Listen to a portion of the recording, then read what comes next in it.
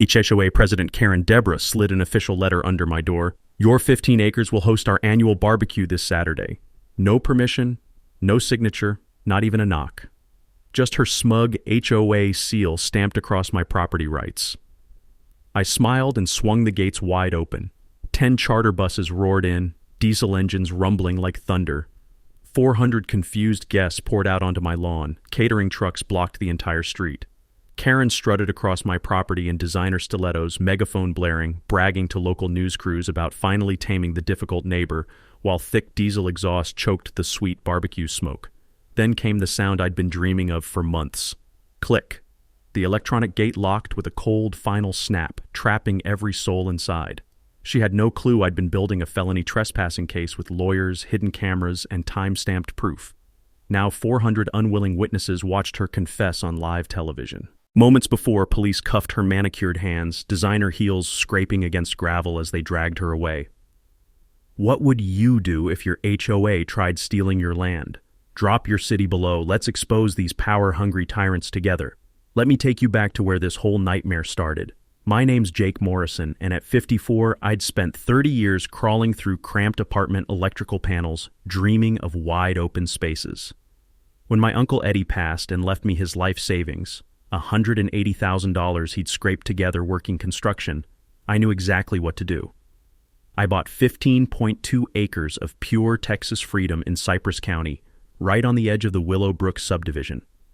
The fresh pine scent from new fence posts I was installing mixed with the crunch of gravel under moving truck tires, creating this perfect soundtrack of independence.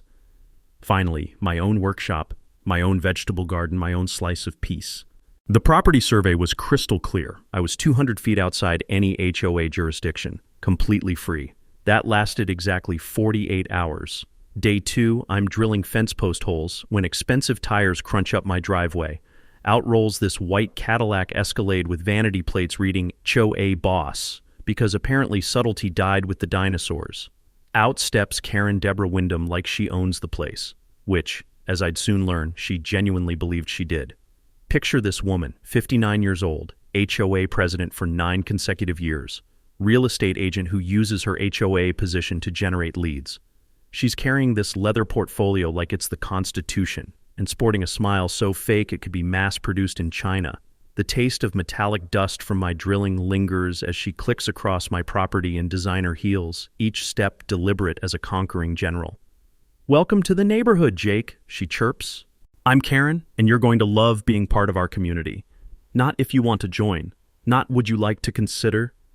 You're going to love it. Like resistance isn't even an option. Then comes the portfolio. HOA covenant packet. $250 joining fee, plus 180 monthly dues. For property that isn't even in her jurisdiction. We need unity," she says, that plastic smile never wavering. "Your property impacts our neighborhood visual standards. Mavericks hurt everyone's property values." I pull out my property survey, spread it on my truck tailgate. "Ma'am, I'm clearly outside your HOA boundaries. 200 feet past your jurisdiction, according to county records." The mask didn't just slip, it shattered. Her voice turned sharp as broken glass. "Geography is just paperwork, honey. We'll fix that." And there it was. The sound of suburban lawnmowers humming beyond my fence line suddenly felt ominous instead of peaceful. Texas Property Code 202.001 states that HOA covenants only apply to properties explicitly included in the original subdivision plat recorded with the county. Always verify your property's actual HOA status with official county records, not neighbor claims. Week 1 brought anonymous noise complaints. Apparently using a circular saw at 1 p.m. on Tuesday violates noise ordinances in Karen's fantasy world. Week 2, a concerned citizen reported my illegal electrical business because I helped neighbor Derek jumpstart his car. Week 3, code enforcement arrived about my unsightly vegetables, disrupting neighborhood aesthetics. This wasn't random complaints. This was systematic warfare designed to break my will. But here's what Karen didn't know about electricians. We're natural problem solvers. We trace circuits, find the source, and fix it permanently. 30 years of dealing with difficult customers taught me to spot patterns, document everything, and always have backup plans. The smell of fresh cedar mulch around my vegetable garden was starting to smell like victory. Because if Karen wanted to wage war against a retired electrician with time, money, and 3 decades of troubleshooting experience, She was about to learn why you never mess with someone who knows exactly how to cut power to your entire operation. Karen had just made the biggest mistake of her HOA career. She'd picked a fight with someone who understood that the best defense against a bully is a perfectly executed counterattack.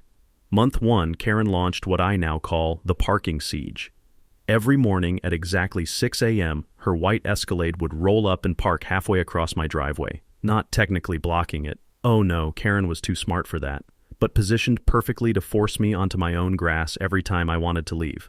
When I politely asked her to move it the first time, she flashed that plastic smile and said, "It's a public street, Jake. Everyone has parking rights. Maybe you should join the HOA to get parking priority." The audacity was breathtaking. She was essentially holding my driveway hostage to force me into her little kingdom. Within a week, she'd recruited 3 HOA board members to join her rotation. There was always someone parked just inconveniently enough to make my life difficult. From 6 in the morning until 10 at night, they'd coordinate through text messages, treating my property access like some kind of military operation. The hot asphalt radiated heat upward as cars idled during their strategy meetings, and I could hear them through my security cameras discussing my antisocial behavior and suspicious activities. Apparently, working in my own workshop made me a threat to neighborhood safety. Karen even took to Nextdoor, posting about neighbors who think they own the streets and antisocial property owners who refuse community cooperation. The comment section became her personal echo chamber, with HOA loyalists chiming in about property values and community standards. Now, most people would have just accepted this harassment or maybe filed a complaint that would disappear into bureaucratic limbo. But 30 years troubleshooting electrical problems had taught me something valuable. When there's an issue, you research the specifications, follow the code requirements, and document everything meticulously. I remembered a customer years back who'd gotten his contractor in trouble over improper electrical clearances. Turned out municipal codes are way more specific than most people realize. So I spent one evening researching parking ordinances and, sure enough, found the golden ticket. City Ordinance March 7, 14 required all parked vehicles to maintain at least 4 feet of clearance from residential driveway approaches. Karen's power play was actually illegal. I grabbed my measuring tape and timestamp camera app. Karen's Escalade, 3 feet 2 inches from my driveway approach. Board member Patricia's Honda, 2 feet 8 inches. Treasurer Randy's pickup truck, 3 feet 1 inch. Every single vehicle was in violation. Filing formal complaints with parking enforcement felt like Christmas morning. I provided GPS coordinates, photographic evidence, and exact measurements for each violation. Within 12 days, Karen had accumulated 8 parking tickets at $85 each. That's $680 in fines for her little power game. The sound of parking enforcement officers writing tickets became the new neighborhood alarm clock. And let me tell you, there's something deeply satisfying about watching someone's illegal intimidation tactics cost them real money. But here's where Karen made the mistake that would ultimately destroy her. Instead of backing down, she doubled down in the most spectacular way possible. She organized what she called neighborhood watch meetings. Every Tuesday evening, 12 to 15 people would gather in the street directly in front of my house, claiming they were discussing community safety concerns. From my electrician days, I knew Texas was a one-party consent state for recording conversations, so my security cameras were capturing every word. What they were actually doing was planning harassment strategies. I recorded Karen saying, "We need to make life so uncomfortable that he begs to join the HOA just for peace." Another board member suggested filing more code violations, and someone else proposed spreading rumors about me being a dangerous loner. They were literally conspiring to harass me into submission, on public property, where I could legally record every single word. The irony was perfect. Karen's escalation from individual harassment to organized conspiracy had just handed me evidence of coordinated criminal behavior. Her need for control had made her sloppy, and now I had documentation that would make any prosecutor's day. Meanwhile, the neighborhood dynamics were shifting in ways Karen hadn't anticipated. Maria Santos, a 73-year-old widow, started bringing me homemade tamales and quietly expressing support. Derek and Emma Sage, the young couple with a newborn, were afraid to pick sides publicly, but clearly sympathetic. Most importantly, Frank Rodriguez, a retired sheriff's deputy, had started taking very obvious notes during Karen's street meetings. The smell of Maria's cooking spices drifting across the evening air during those Tuesday harassment sessions created this surreal contrast. Homemade kindness versus manufactured hostility, all playing out under the Texas sunset. Karen thought she was tightening the noose around my independence. What she was actually doing was building a felony conspiracy case against herself while inadvertently organizing the very community support I'd need for the war ahead. Sometimes the best strategy against a bully is just letting them dig their own hole deeper while you document every shovelful of dirt. And Karen? She was about to grab a much bigger shovel. Karen's parking ticket humiliation should have been a wake-up call, but instead, it triggered something genuinely sinister. She'd crossed from annoying neighbor into full criminal territory. It started with midnight reconnaissance missions. My motion sensors would ping at 11:47 p.m., and there was Karen's Escalade creeping along my fence line. She'd park across the street and walk my perimeter with a flashlight, testing gate latches and photographing security camera angles like she was planning a military operation. Night 2 brought a measuring tape. She actually spray-painted my trees for tent positioning, treating my property like her personal event venue. The woman was planning her barbecue invasion with tactical precision, and apparently my consent was just a minor obstacle to overcome. Night 3 escalated to breaking and entering. I watched through 4K cameras as Karen crept toward my utility shed with bolt cutters, attempting to steal my tables and chairs for her unauthorized party. The grinding sound of metal against metal echoed across my property at 2 in the morning. Every electrician instinct told me to confront her immediately, but I'd learned something valuable from 30 years of troubleshooting. Sometimes you let the short circuit complete itself before intervening because that's when you see the real damage. When Derek's dog started barking, Karen fled, but not before my cameras captured perfect evidence of attempted burglary. The next morning, I deployed a strategy I'd learned from dealing with electrical inspectors who tried to intimidate contractors, create an unbreakable paper trail. First, certified letter demanded fence repair payment with video evidence attached. Second letter was a cease and desist copied to the entire HOA board. Third notice informed Karen that all future interactions would be recorded for legal purposes. Each letter sent certified mail, each signature required, each piece building an ironclad legal foundation. But here's where Karen made her biggest tactical error. Instead of retreating, she doubled down by filing a false police report. She claimed I'd threatened her during a property line discussion that never happened, trying to flip the narrative and make me the aggressor. When officers arrived to investigate, I smiled and invited them to review my security footage. Not only was there no threatening encounter, but the cameras clearly showed Karen attempting to break into my shed with bolt cutters at 2 a.m. The officers warned Karen about filing false reports and suggested she reconsider her approach to neighborhood relations. Watching a 59-year-old real estate agent get lectured by police about basic law was deeply satisfying, but the real victory was watching her credibility crumble in real time. That evening, Randy Kowalski appeared at my door looking like a man carrying a terrible secret. Randy had been HOA treasurer for 15 years, quietly watching Karen's increasingly authoritarian behavior with growing alarm. The aroma of fresh coffee filled my kitchen as we sat at my dining table and Randy nervously spread out financial documents like he was defusing a bomb. "Jake," he whispered, glancing toward the window. "Karen's been stealing from us for years."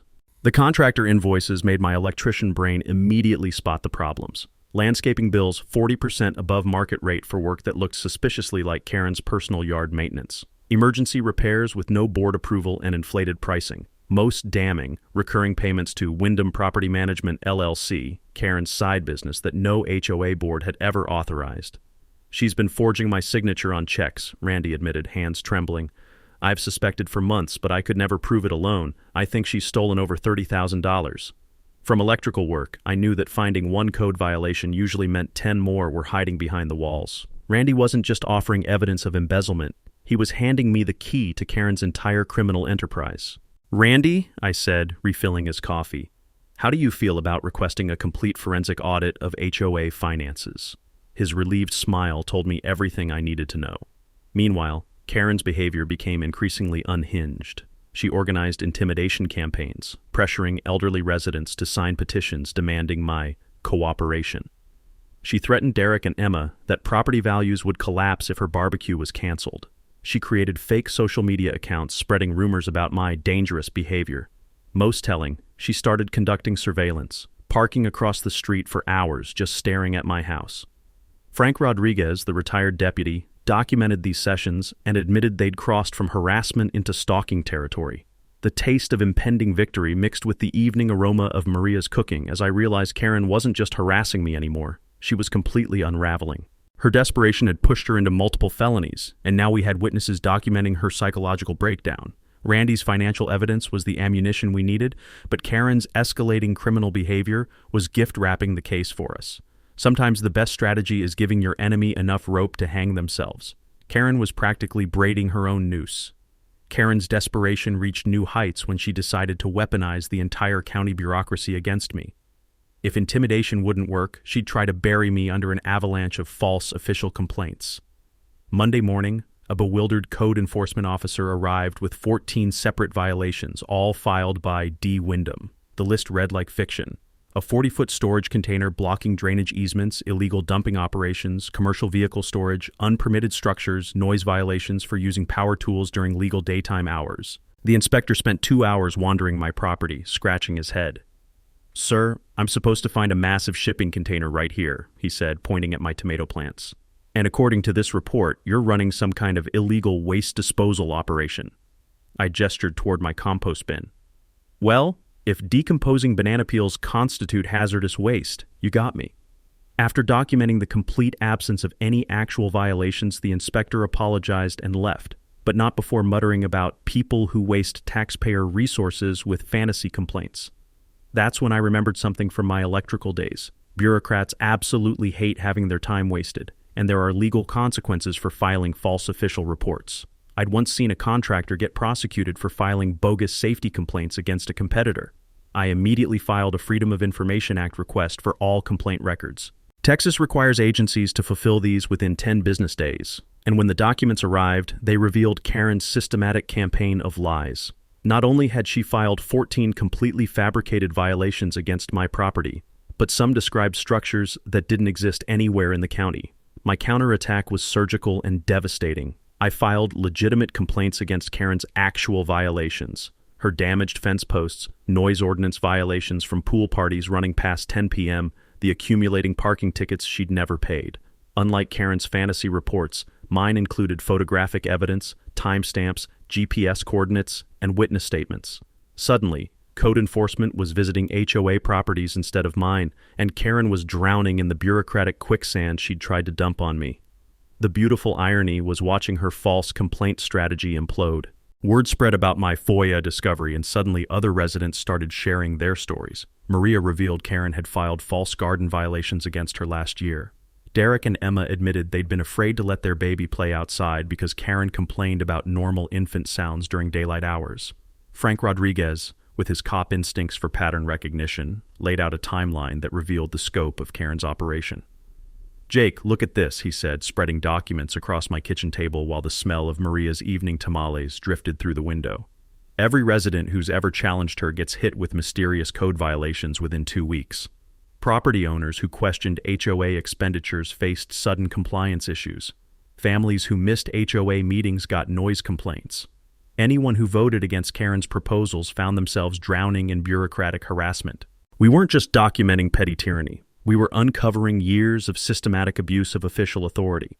But Karen's biggest mistake came when she decided to escalate from bureaucratic warfare to direct extortion. She started making house calls, pressuring residents with thinly veiled threats about property values and resale difficulties. She told elderly residents their Medicare supplements might be affected by neighborhood instability. She suggested to Derek and Emma that young families needed to support established leadership for their children's futures. Then she made the fatal error of targeting Bobby Kellerman. Bobby was a disabled veteran who'd bought his house with VA benefits after serving 2 tours in Afghanistan. When Karen knocked on his door and suggested that certain residents might find it difficult to refinance their mortgages if they didn't support community initiatives, she'd picked the wrong target. Bobby, who'd survived actual warfare, wasn't about to be intimidated by a suburban real estate agent. He recorded their entire conversation and brought it straight to me. "This psycho just threatened my mortgage eligibility because I won't sign some petition against you," Bobby said, his voice steady but furious. "She's using her real estate connections to financially threaten residents. That's not politics. That's straight-up extortion." The recording was devastating. Karen's voice, clear as day, explaining how residents who didn't cooperate with community leadership might find their property transactions more complicated due to her professional relationships in the local real estate market. She'd just confessed to felony extortion while threatening a disabled veteran's housing security. As Frank and I listened to the recording that evening, the taste of absolute victory mixed with the lingering aroma of coffee grounds. Karen's need for total control had pushed her into federal crime territory, and she'd confessed to it all on tape. We weren't building a harassment case anymore.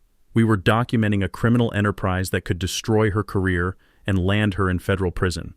The financial records Randy delivered that Tuesday evening changed everything.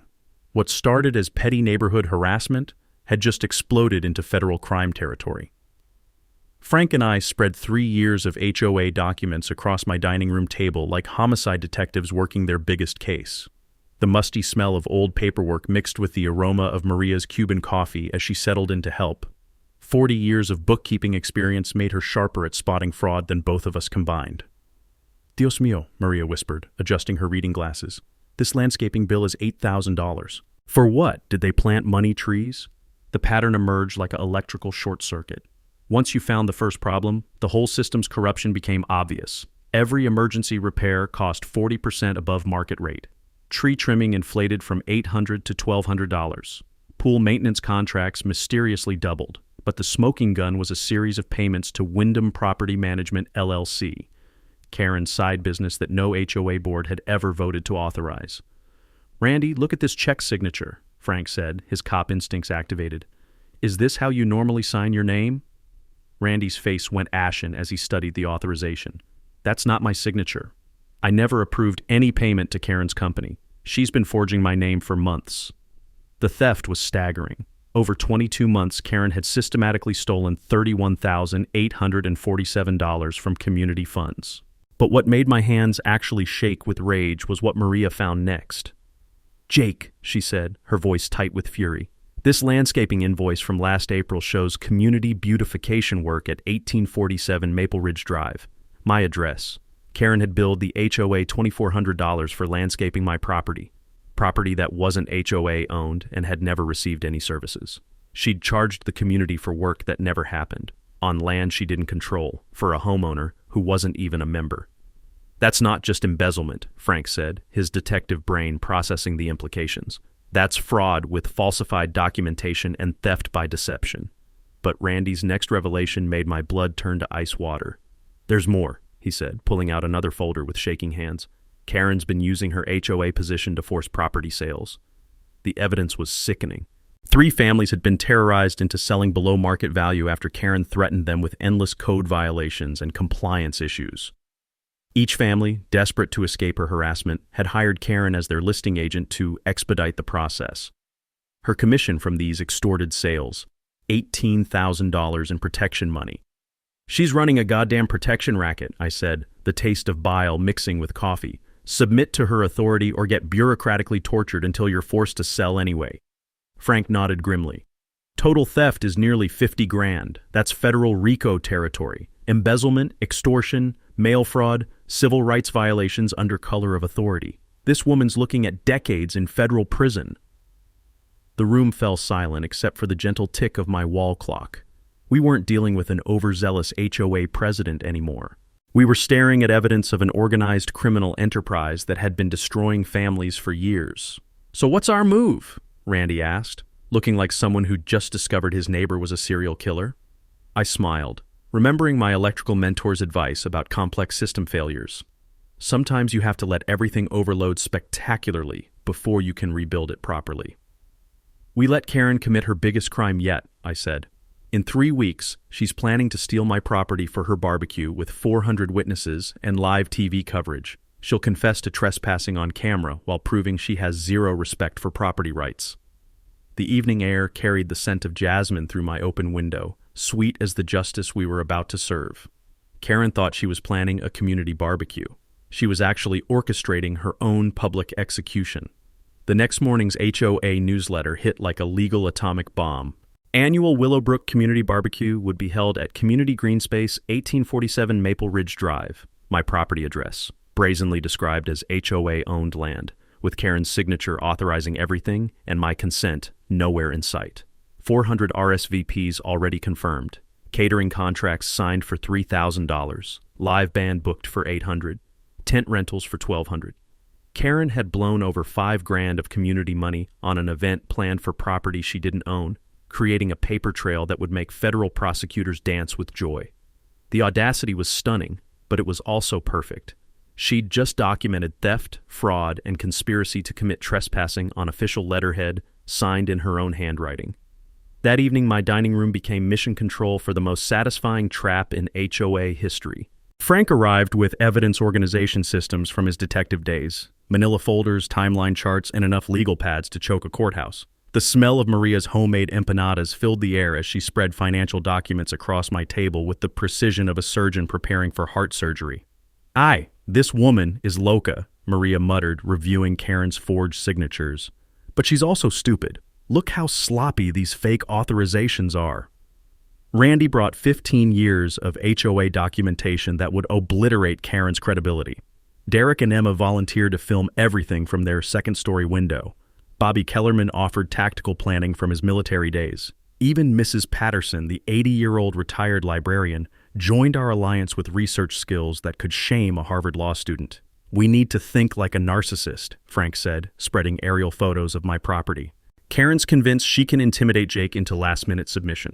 When that fails, she'll claim emergency authority or community necessity." My attorney consultation had been illuminating. Texas property law included something most people didn't know. Owners have the right to detain trespassers until police arrive, essentially citizens' arrest authority on their own land. I'd learned this during electrical work at a warehouse where they'd caught thieves stealing copper wire. Once Karen and her 400 accomplices entered without permission, I could legally prevent them from leaving until law enforcement sorted everything out. The beauty was that Karen's own aggressive personality would make her resist, creating even more charges. The security upgrade cost $4,200 but delivered movie-quality surveillance.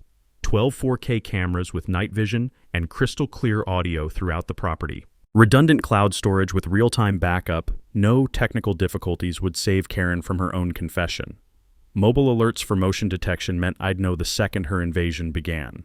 The gate modification was pure engineering poetry.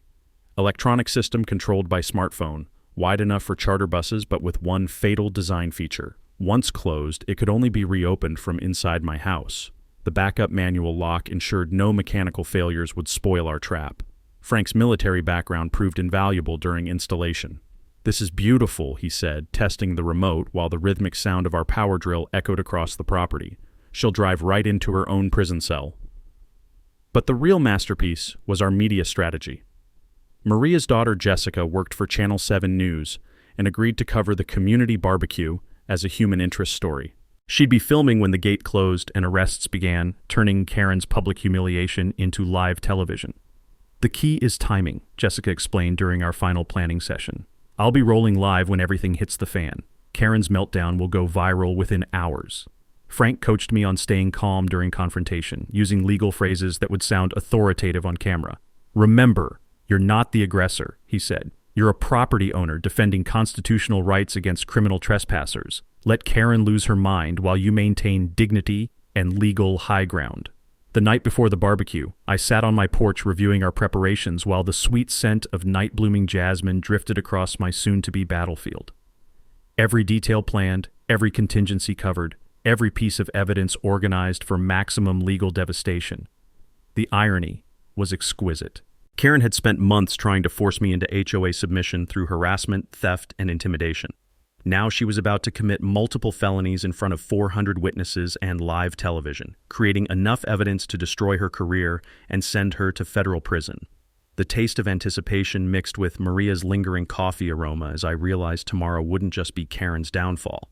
It would be a masterclass in how one person with patience, preparation, and proper documentation could defeat an entire corrupt system. Karen thought she was hosting a neighborhood barbecue that would establish her dominance over my property rights. What she was actually orchestrating was the most spectacular public self-destruction in suburban history, broadcast live to thousands of viewers. Sometimes the sweetest revenge is just handing your enemy a shovel and watching them dig their own grave on live television. Karen's final week before the barbecue marked her complete descent from petty tyrant into dangerous criminal. What started as calculated harassment had devolved into desperate, sloppy felonies that would make any prosecutor's career. Monday night at 11:47 p.m., motion sensors triggered as Karen crept around my house like a suburban cat burglar. Security cameras captured her testing my back door with actual lock-picking tools, then attempting to pry open my workshop window when the door wouldn't budge. The metallic scraping of tools against window frames echoed across my property as she desperately tried to break into my home. When floodlights activated, she fled like a vampire caught in sunlight, but not before cameras captured her license plate and a perfect facial shot.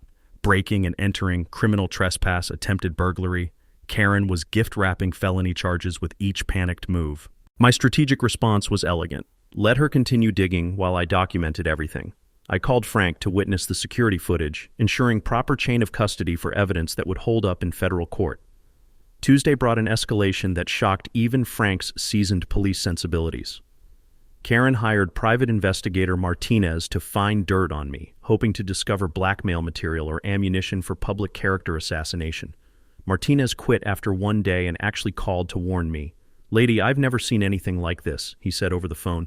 "Your neighbor wanted me to go through your garbage, follow your daily routine, photograph visitors. When I said that was stalking, not investigation, she offered to triple my fee. I don't work for psychopaths." The fact that a professional investigator considered Karen's requests criminally obsessive spoke volumes about her mental deterioration. Wednesday through Friday brought the bribery escalation that would seal her criminal fate. Karen appeared at my door with progressively larger cash envelopes, $1,000 Wednesday, $2,500 Thursday, $5,000 Friday, each time offering to rent my property for her unauthorized barbecue. I recorded every interaction through my doorbell camera, each conversation showing Karen becoming more frantic and offering increasingly suspicious money. The recordings proved criminal bribery and demonstrated consciousness of guilt. She knew her plans were illegal and was desperately trying to purchase my silence. But Karen's most damaging mistake came Friday night when she completely lost emotional control, calling my phone 23 times between 8 p.m. and 2 a.m. Each voicemail escalated from pathetic pleading to rage-filled threats that federal prosecutors dream about. The final message was pure prosecutorial gold. "If you sabotage our barbecue, I'll make sure you regret buying property here. I have connections in real estate, banking, and city government. Cross me, and you'll find yourself dealing with problems you never imagined. This is your last warning." Criminal intimidation, terroristic threats, abuse of official position, all recorded in Karen's own voice with legal timestamp evidence. Frank listened to the recording while the smell of his black coffee filled my kitchen, shaking his head in amazement. "Jake, this woman just confessed to felony intimidation while threatening to abuse official connections for personal revenge. She's buried herself so deep that Clarence Darrow couldn't save her." My counterpunch was surgical. I immediately forwarded copies of all recordings to the district attorney's office with a formal criminal complaint. By Saturday morning, Karen would wake up to active felony investigations on multiple fronts. The community intimidation campaign reached peak desperation Thursday when Karen organized an emergency HOA meeting about neighborhood security threats. She pressured residents to sign petitions demanding my cooperation, threatening that property values would collapse if her barbecue was canceled. The smell of fear, sweat, and desperation hung in the evening air as Karen went door to door, becoming increasingly unhinged with each rejection. When elderly Mrs. Sage politely declined to sign, Karen screamed that antisocial neighbors were destroying community harmony and putting everyone's investments at risk. Then came the mini twist that destroyed any remaining sympathy for Karen. She attempted to recruit children as surveillance assets. Friday afternoon, she approached 10-year-old Tommy Martinez while he walked his dog, offering him $20 to keep an eye on the mean neighbor's activities and report back to her. Using children for espionage crossed every possible line of human decency and added child endangerment to her expanding criminal portfolio. Tommy's parents were furious and immediately called both Frank and me. This wasn't just harassment anymore. This was predatory behavior that threatened neighborhood children's safety. My final strategic move was perfect timing. I arranged for Tommy's parents to file a formal police report Friday evening, ensuring active criminal investigations would be underway when Karen's barbecue began Saturday morning. By Friday night, Karen had transformed from annoying HOA president into a genuine menace to community safety. Her behavior had become so erratic that even loyal board members were publicly distancing themselves, and several residents had started emergency proceedings to remove her from office. The taste of complete victory mixed with genuine concern as I realized tomorrow's barbecue wouldn't just destroy her criminal enterprise, it would be the public psychological breakdown of someone who'd lost all connection to reality in pursuit of absolute control. Saturday morning arrived like the opening scene of a disaster movie, with Karen orchestrating her own spectacular downfall while genuinely believing she was about to achieve total victory. 7:15 a.m. brought the first catering truck rumbling down our quiet residential street, diesel exhaust already creating a haze in the summer heat. I watched through my kitchen window, coffee steam warming my face, as Karen emerged from her Escalade wearing a crisp white pantsuit that screamed, "I'm about to conquer something important today." She marched toward my locked gate like Napoleon approaching Moscow, completely convinced that victory was inevitable. "Come on through," she shouted to the bewildered catering crew, waving them forward like she owned every blade of grass on my property. When drivers hesitated, pointing at the obviously private property signs, Karen's mask began its final slip. She stormed to my front door and began hammering with the fury of someone who'd never been denied anything in her entitled life. The sound of her fists against reinforced wood echoed through the morning air like gunshots, mixing with growing confusion from catering staff who couldn't access their setup location. "Jake, stop this childish behavior and open your gate," she screamed loud enough for Channel 7's news crew to capture every unhinged syllable. "You're embarrassing yourself and everyone knows you're just being difficult." I recorded everything through my doorbell camera while staying safely inside, letting Karen's public meltdown document itself. The sweet smell of morning honeysuckle contrasted sharply with the bitter aroma of Karen's desperation as she continued her tantrum for gathering neighbors to witness. 8:30 brought the locksmith gambit that proved Karen had learned absolutely nothing from previous failures. She returned with professional locksmith Rodriguez, claiming she needed emergency access for a legitimate community event. Rodriguez, weathered by years of property disputes, asked the obvious question, "Ma'am, I need proof of ownership or legal authorization before touching this lock." Karen brandished her HOA documents like sacred scripture, claiming community property management authority over my private land. When I appeared with actual property deed and title insurance, Rodriguez packed his tools with obvious disgust. "Lady, I don't know what scam you're running," he announced loud enough for Jessica's cameras to capture, "but this man owns his property fair and square. Call me again with false authorization, and I'm reporting you to police." The mini twist came when Karen's desperation drove her to commit perjury by calling 911, claiming I was illegally blocking community property and holding neighborhood event hostage through intimidation. She actually believed her delusions enough to summon law enforcement to arrest me for protecting my own land. 2 patrol officers arrived within 10 minutes, and my counterpunch was beautifully simple: complete cooperation with law enforcement while Karen dug her hole deeper. I provided survey maps, deed records, tax receipts, and title insurance, overwhelming documentation of lawful ownership. Karen argued with officers like they were her personal servants, demanding they force me to open community property for legitimate HOA business. Her voice crescendoed into hysteria as she lectured police about HOA authority superseding individual property rights. "Ma'am," Officer Williams said with saint-like patience, "this gentleman legally owns his property. You're attempting criminal trespass. Cancel your event and find legal venue space." Instead of rational retreat, Karen launched into a public tirade about antisocial property hoarding and selfish neighbors destroying community harmony, giving officers front-row seats to her complete psychological breakdown. That's when the charter buses began their magnificent arrival. 10:30 brought buses 1 through 3 rumbling down residential streets like military vehicles invading suburbia. Each bus carried 45 confused passengers expecting accessible barbecue facilities, creating the most beautiful traffic disaster in HOA history. The acrid smell of overheated diesel engines mixed with rising summer temperatures as buses 4 through 10 followed in formation, creating gridlock that blocked emergency access for 6 blocks. 400 people poured onto public streets, demanding answers about the inaccessible venue. Parents wrestling cranky children in 90-degree heat, elderly residents requiring assistance, disabled attendees promised accessible facilities, all suffering because Karen had systematically lied about property access rights. Karen strutted among the chaos like Cleopatra reviewing her troops, giving impromptu speeches about community cooperation and dealing with property extremists, while completely oblivious to confessing criminal trespass on live television.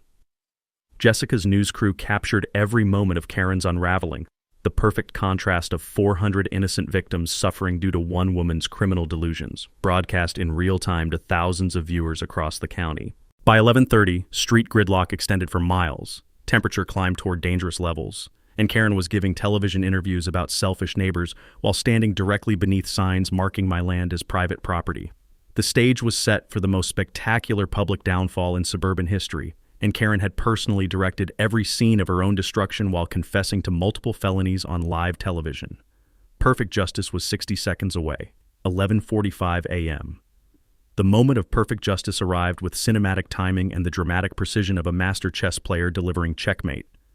I emerged from my house carrying the gate remote like a conductor's baton, walking with the calm confidence of someone who'd orchestrated every note of this symphony of revenge. 400 confused faces turned toward me in unison, the crowd falling silent except for the distant rumble of idling bus engines and the desperate prayers of overheated elderly residents. Karen spotted me first, her face exploding with triumphant vindication. "Finally!" she shrieked, her voice carrying that shrill edge of someone tasting victory. "See? I told you he'd be reasonable. Sometimes you just have to be firm with difficult people." The acrid smell of diesel exhaust mixed with barbecue smoke from inaccessible catering trucks as I approached the gate, Jessica's news cameras capturing every step of what would become the most viral HOA destruction in internet history.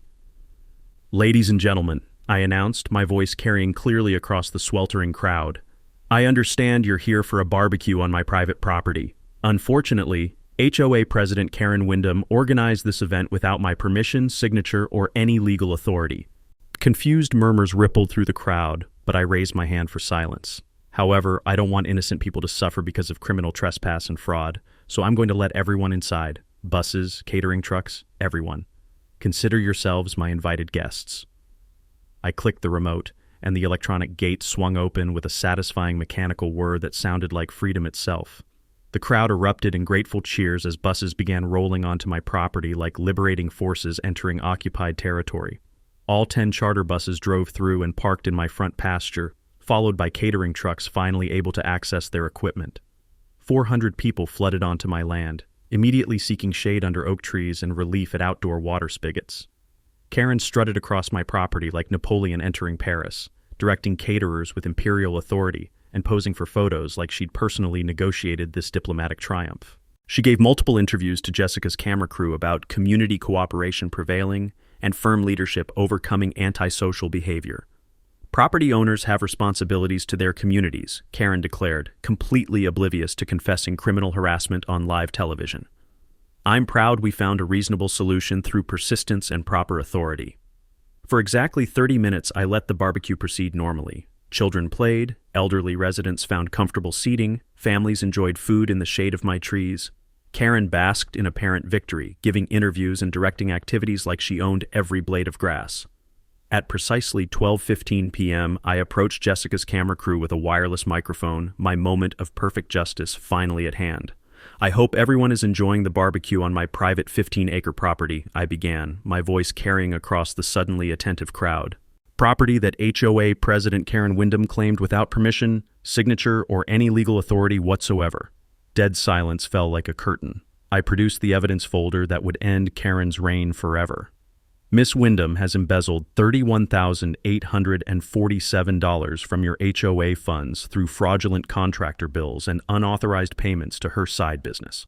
She's also used her official position to extort real estate commissions through systematic intimidation." Karen's face drained of color as I continued. "She's committed criminal trespass, fraud, embezzlement, and abuse of official authority, all documented with video evidence and financial records." "That's lies! You can't—" Karen lunged for the microphone, her composure finally shattering. "Thank you for that outburst," I said calmly, stepping back, "because now comes my favorite part." I walked toward the gate control panel with the measured pace of an executioner approaching the scaffold, savoring every step while 400 faces watched in growing realization. "Since you're all here on my private property without permission, you're now technically trespassing. In Texas, property owners can legally detain trespassers until police arrive." I held up the remote control like a weapon of mass destruction. "So here's my mic drop moment, Karen." Click. The electronic gate locked with a cold metallic snap that echoed across my property like the sound of justice itself. 400 faces turned toward the sealed exit in perfect synchronization, reality dawning like nuclear sunrise. Bus drivers frantically tried starting engines, but the gate remained immovable. Karen sprinted to the fence in designer heels, pulling desperately at the electronic mechanism while screaming incoherently. "Congratulations, Karen," I announced to the live television audience. "You just confessed to multiple felonies in front of 400 witnesses while trespassing on property you tried to steal. Officer Williams is already here to begin arrests." The taste of absolute victory mixed with summer heat as Karen collapsed against the locked gate, her empire crumbling in real time while broadcast live to thousands of viewers. Perfect justice delivered with electronic precision and maximum public humiliation. The handcuffs clicking around Karen's wrists created the sweetest symphony I'd heard in months, even more satisfying than my gate locking shut. Officer Williams arrested her on live television for criminal trespass, fraud, and harassment while Jessica's camera crew captured every moment of her spectacular breakdown. Karen screamed about property rights extremists and illegal detention as officers led her away, designer heels scraping against gravel in a sound that became neighborhood legend. Justice moved swiftly once the evidence was public. Within 48 hours, the district attorney filed felony charges: embezzlement, criminal trespass, fraud, terroristic threats, and abuse of official authority. Karen's real estate license vanished overnight. The HOA board unanimously voted her removal and authorized complete forensic auditing of every financial record from her 9-year reign of terror. The civil lawsuit delivered poetic justice. Texas theft statutes allowed triple damages, meaning Karen owed $95,441 in restitution. Her desperate plea bargain included 18 months probation, full financial repayment, 200 hours community service, and a permanent restraining order prohibiting contact with me or any Willowbrook residents. But watching our community heal was the real victory. Randy became HOA president on a transparency platform, implementing monthly financial reports and independent audits. New bylaws required board approval for expenditures over $200 and established resident oversight committees with genuine authority. I donated my entire settlement to create the Willowbrook Community Justice Fund, providing legal assistance for HOA abuse victims across Texas. The fund helped 12 families in year one, with Frank and me consulting on documentation strategies that actually work. We learned that the best defense against bureaucratic bullies is preparation, patience, and organized community resistance. The personal relationships that emerged were worth more than any financial victory. Maria became my honorary neighborhood grandmother, bringing Cuban coffee and tamales every Tuesday while sharing stories that made my workshop smell like family. Derek and Emma named me godfather to baby Sophia, and their son Tommy still brings math homework to my workbench every Thursday, filling the space with the sound of pencils scratching and young minds growing. Frank partnered with me to launch Property Rights Defense, consulting for homeowners fighting HOA corruption statewide. We've helped 127 families with a 93% success rate, proving that documented evidence and community solidarity can defeat any petty tyrant. Bobby Kellerman's monthly veterans barbecues transformed my property into a healing space for former military families dealing with civilian bureaucracy. The aroma of properly grilled burgers now mixes with stories of service and sacrifice, creating bonds stronger than any HOA covenant. Our story's ripple effects exceeded every expectation. The video went viral with 2.3 million views and national news coverage. I received over 400 emails from HOA victims nationwide, and our documentation methods are now used by homeowner rights organizations in 12 states. Texas legislature passed the Willowbrook Act, strengthening HOA financial oversight and criminalizing abuse of authority. 3 other HOA presidents resigned after similar audits revealed corruption, and prosecutors created dedicated task forces for HOA crimes. Uncle Eddie's conservation dream became reality beyond my imagination. 8 acres of native Texas wildlife preserve now partners with the Audubon Society for educational programs, bringing hundreds of children to learn about natural ecosystems. The Memorial Butterfly Garden honors Eddie's memory while creating space where families discover that nature heals what human conflict damages. Our annual Freedom Festival has grown from neighborhood barbecue to county celebration, drawing 800 visitors who come to hear stories about defeating corruption through community action. The smell of barbecue smoke now carries memories of victory instead of harassment, and children play where Karen once plotted her campaigns of intimidation. 1 year later, Willowbrook exemplifies what communities can become. 0 harassment complaints, crime down 23%, property values up 12%. The new HOA operates with complete transparency, and residents actually anticipate monthly meetings focused on genuine improvement rather than petty power games. Most importantly, we proved that principled resistance works. Karen's 9-year tyranny crumbled in 6 months through strategic documentation and alliance building. Sometimes the sweetest revenge isn't getting even. It's building something beautiful from the ashes of corruption and sharing those lessons with others fighting similar battles. The evening air still carries jasmine's scent through my workshop window, but now it smells like freedom earned through courage and community. Uncle Eddie would be proud that his gift became the foundation for defeating suburban tyranny and creating lasting positive change. Share your HOA nightmare story below. I read every comment and help families fight back legally. Subscribe to Karen Stories for more underdog victories where corruption gets crushed and communities grow stronger. That's a wrap for today's episode on HOA Stories. If you enjoyed watching Karma in action, smash that like button, comment your thoughts, and let us know if you've dealt with HOA madness too. Subscribe so you won't miss the next HOA meltdown we post.